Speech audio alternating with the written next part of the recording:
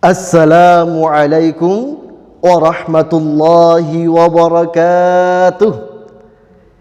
Bismillahi hamdan wa syukran laka ya Allah, salatan wa salaman alaika ya Habiballah, wa ala alika wa ashabika wa man tabi'ahum bi ihsanin ila yaumil qiyamah. Amma ba'dah. Kaifa halukumul an? Alhamdulillah inni bi khair. Semoga anak-anakku yang ada di rumah semuanya dalam keadaan yang sehat walafiat dan tetap semangat menjalani aktivitas sehari-hari. Amin, amin ya rabbal alamin. Anak-anakku yang salih-salihah, Pak Razak ucapkan selamat datang di pembelajaran rumpun sosial tema kedua, materi jiwa lebih tenang dengan perbanyak sujud.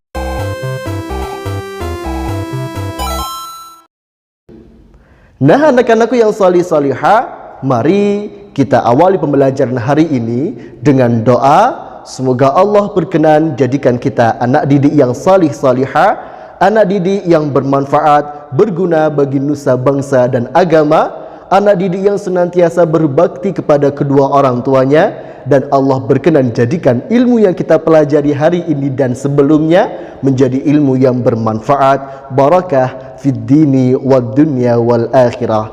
Ala hadhihi niyyah wa ala kulli niyyatin salihah. Al-Fatihah.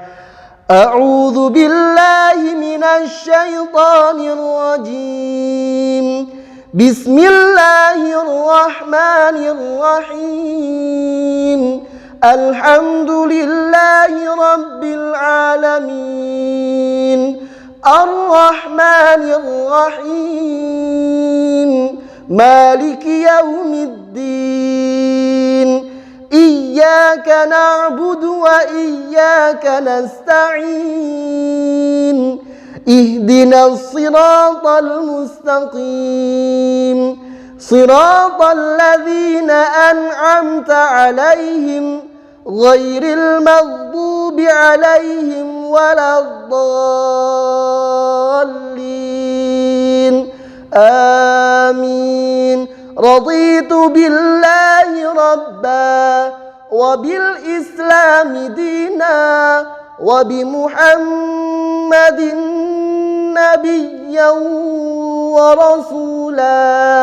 Rabbi zidni ilma warzuqni fahma. Rabbi shrah li sadri wa yassir li amri wahlul 'uqdatam min lisani yafqahu qawli. Amin ya rabbal alamin. Alhamdulillahi rabbil alamin.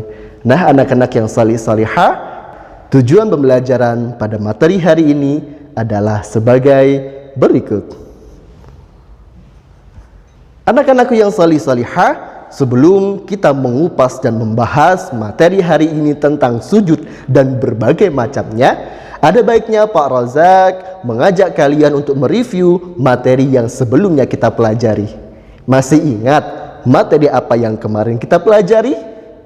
Di TV 9 hari Jumat kemarin kita belajar tentang salat sunnah. Masih ingat ada berapa macam salat sunnah? Ya, secara pengerjaannya salat sunnah terdiri dari 3. Yang pertama, salat sunnah yang dilaksanakan secara berjamaah seperti salat Idul Fitri, Idul Adha, salat istisqa atau meminta hujan, salat khusuf atau gerhana bulan, dan salat kusuf atau gerhana matahari.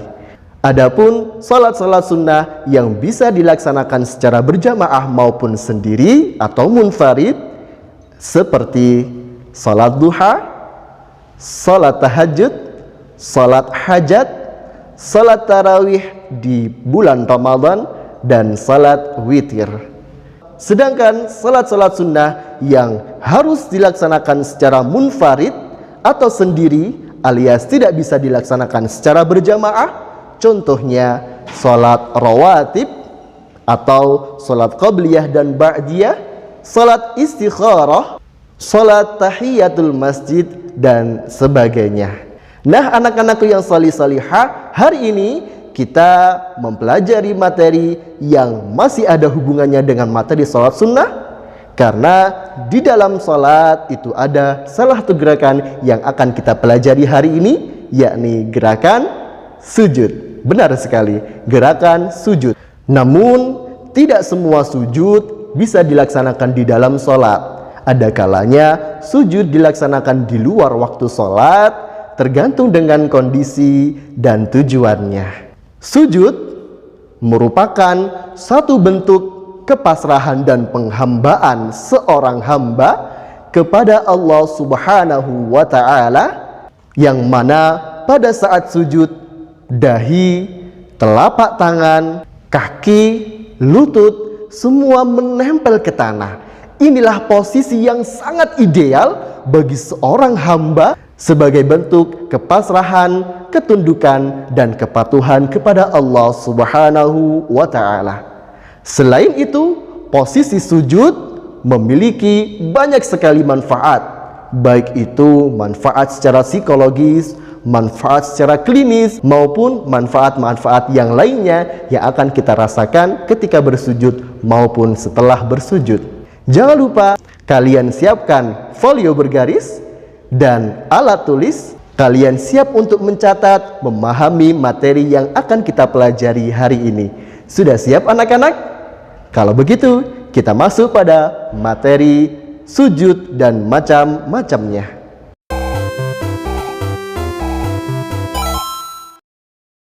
Sujud sangat lazim dilakukan di dalam sholat. Setiap kali kita mendirikan sholat, pasti kita melakukan gerakan sujud.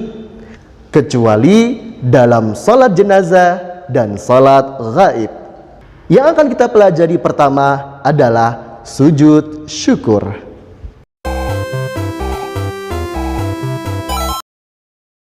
Pengertian sujud syukur. Syukur berarti berterima kasih kepada Allah Subhanahu wa Ta'ala. Sedangkan sujud syukur ialah sujud yang dilakukan ketika mendapatkan nikmat atau terhindar dari musibah, sebagai ungkapan rasa syukur kita, rasa terima kasih kita kepada Allah Subhanahu wa Ta'ala. Setiap kali kita mendapatkan nikmat atau terhindar dari musibah, ada baiknya kita segera mengucapkan hamdalah. Bagaimana bunyi hamdalah? Pintar sekali. Alhamdulillah. Tidak cukup itu, lakukanlah sujud syukur sebagai bentuk terima kasih kita kepada Allah Subhanahu wa Ta'ala atas nikmat yang dilimpahkan atau atas musibah yang dihindarkan. Tergantung situasi anak-anak. Dalil sujud syukur. Rasulullah Shallallahu Alaihi Wasallam, sebagaimana suatu riwayat yang disampaikan oleh Abu Bakrah, beliau ternyata juga pernah melakukan sujud syukur ketika mendapatkan sesuatu yang menggembirakan atau kabar bahagia. Annan Nabiyya Sallallahu Alaihi Wasallam kana idza atahu amrun yasurruhu aw bushra bihi kharra sajidan syukran lillah.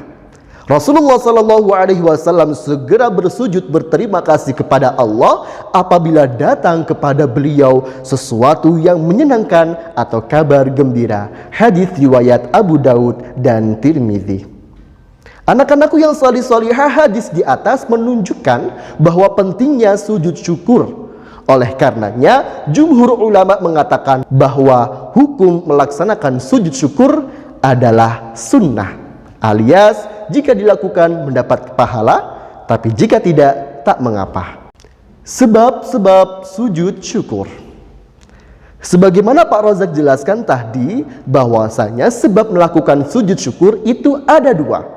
Yang pertama, memperoleh kenikmatan. Bisa berupa kabar yang menggembirakan, rezeki yang tak terduga datangnya, kesehatan, kekayaan, kepandaian, maupun kebaikan-kebaikan yang lainnya. Jadi jika kamu mendapatkan kenikmatan, saat itu pula jangan ditunda-tunda, laksanakan sujud syukur. Yang kedua, terhindar dari musibah. Misal ketika kita berkendara, terhindar dari kecelakaan, kemudian kita terhindar dari berbagai bencana alam, terhindar dari berbagai bahaya yang bisa saja datang tanpa diduga-duga sebelumnya. Maka ketika kita terhindar dari berbagai musibah, segera ucapkan alhamdulillah dan laksanakan sujud syukur. Bisa dipahami ya anak-anak? Alhamdulillah. Tata cara sujud syukur. Berikut tata cara sujud syukur. Yang pertama, menghadap kiblat. Pastikan ketika kalian hendak melakukan sujud syukur, kalian telah berada di posisi di mana kalian menghadapkan wajah kalian ke kiblat. Jika tidak, maka kalian yakinkan diri kalian bahwa kalian sedang menghadap kiblat. Yang kedua, niat sujud syukur. Secara spesifik tidak dijelaskan bagaimana niat sujud syukur. Yang penting dalam hati kita niatkan sujud syukur sebagai ungkapan terima kasih kita kepada Allah Subhanahu wa taala, dan tentunya kita niatkan lillahi taala. Yang ketiga, takbir. Takbir di sini boleh dilakukan, boleh tidak. Ulama mazhab Syafi'i menganjurkan bertakbir terlebih dahulu, sedangkan ulama mazhab Maliki dan Hanafi tidak menganjurkan didahului dengan takbir. Jadi opsional saja ya anak-anak, takbir seperti takbiratul ihram. Jika tidak, habis niat langsung sujud. Yang keempat, sujud satu kali. Sunnah membaca doa sebagai berikut. Silakan diikuti. Subhanallah walhamdulillah wala ilaha illallah wallahu akbar wala haula wala quwwata illa billahil aliyyil azim. Sudah paham anak-anak? Gimana bunyinya? Subhanallah walhamdulillah wala ilaha illallah wallahu akbar wala haula wala quwwata illa billahil aliyyil azim. Benar sekali. Yang kelima, duduk.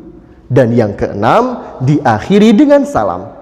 Nah, salam ini juga opsional ya anak-anak.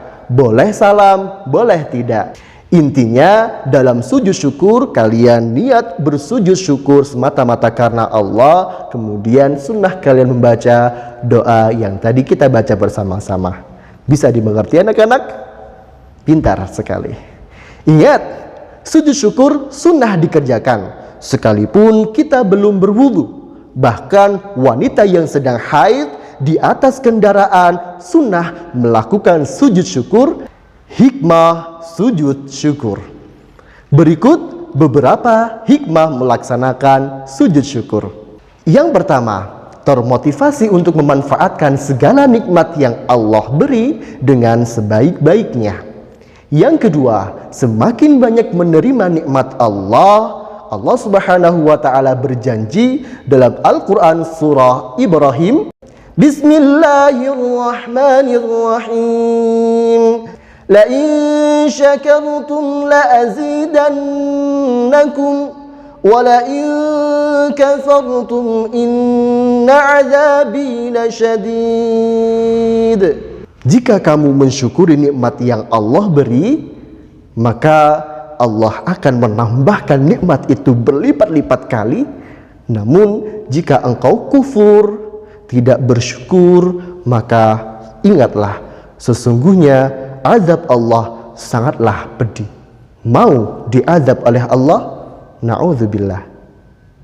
Yang keempat, menambah keimanan dan semakin dekat dengan Allah Subhanahu wa ta'ala. Dan yang kelima, termotivasi berperilaku santun, empati, dan mudah berbagi dengan sesama. Sudah paham kan anak-anak tentang sujud syukur? Kalau begitu, kita beranjak kepada materi kedua, yakni sujud sahwi.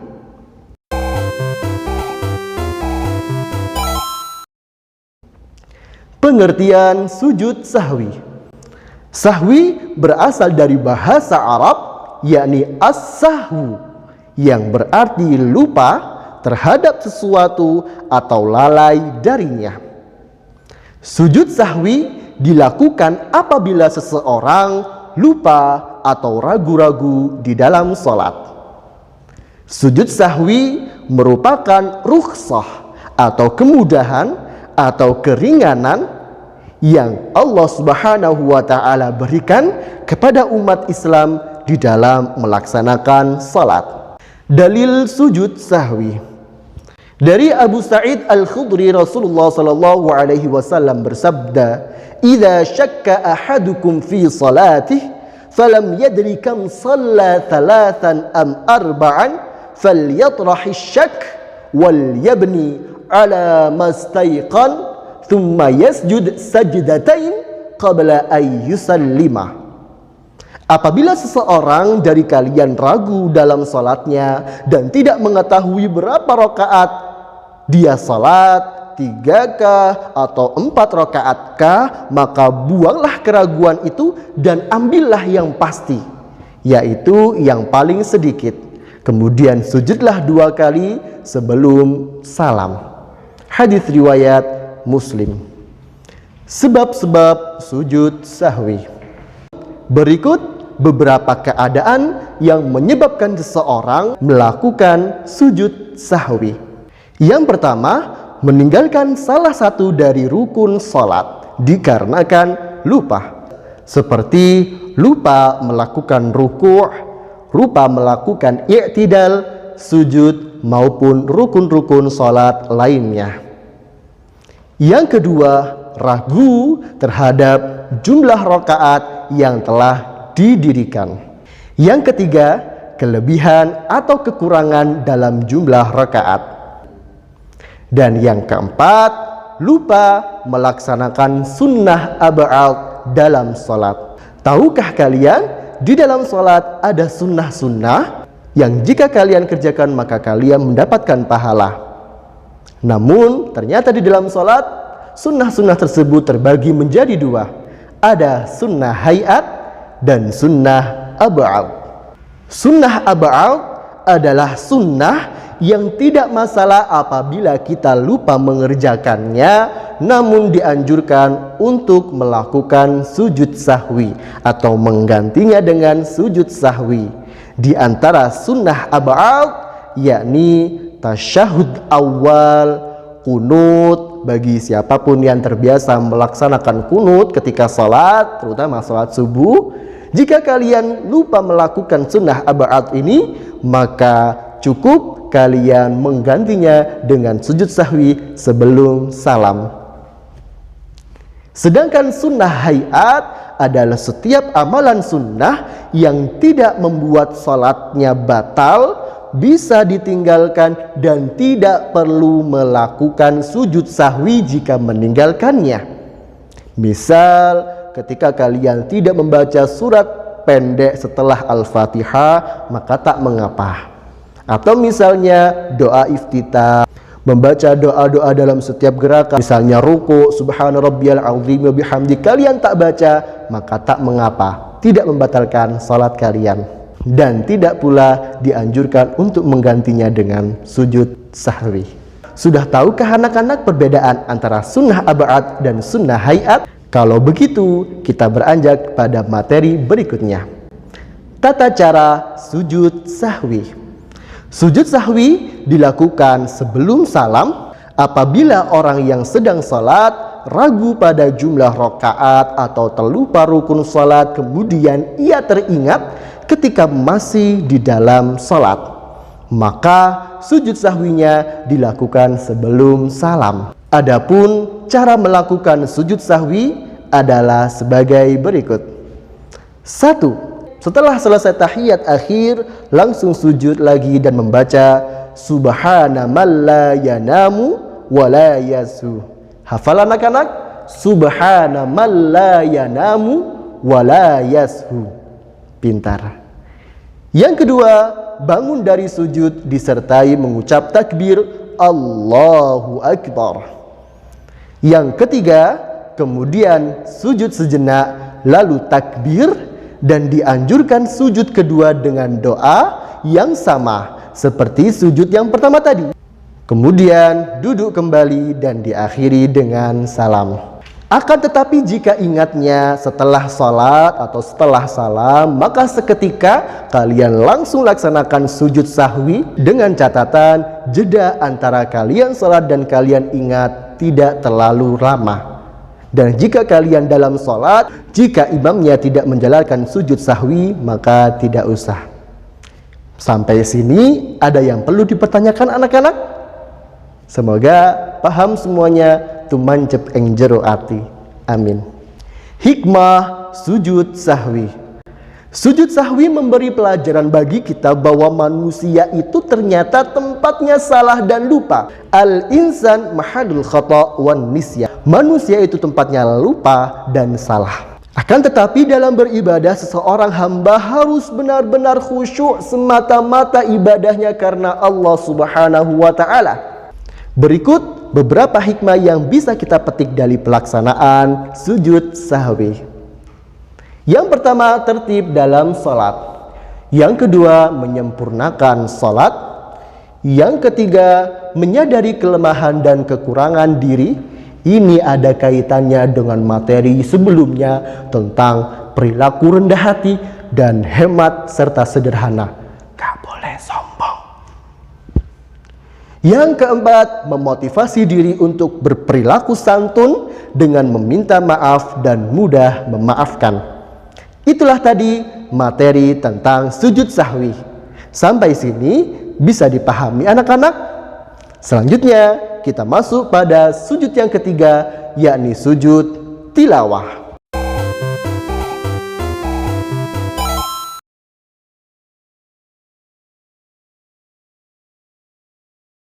Nah anak-anak, itulah tadi materi yang kita pelajari. Semoga bermanfaat, barakah fid dini wad dunya wal akhirah.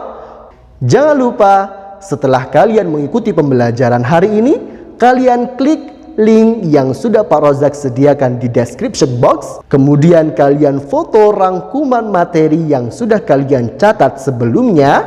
Kemudian kalian upload pada kolom upload yang tersedia. Ingat, beri nama foto kalian dengan format sebagai berikut.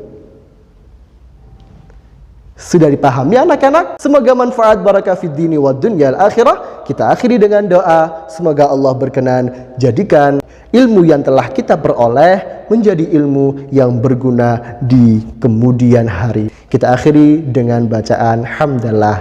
Alhamdulillahi Rabbil Alamin. Subhanaka Allahumma wa bihamdik, ashhadu an la ilaha illa ant, astaghfiruka wa atubu ilaik. Terima kasih atas perhatiannya. Jangan lupa kalian subscribe channel Pak Rozak. Semoga menjadi amal jariah bagi kita dalam dakwah dan mensyiarkan agama Allah Subhanahu wa taala. Wal afu minkum, tsumma assalamu alaikum warahmatullahi wabarakatuh. Sampai jumpa.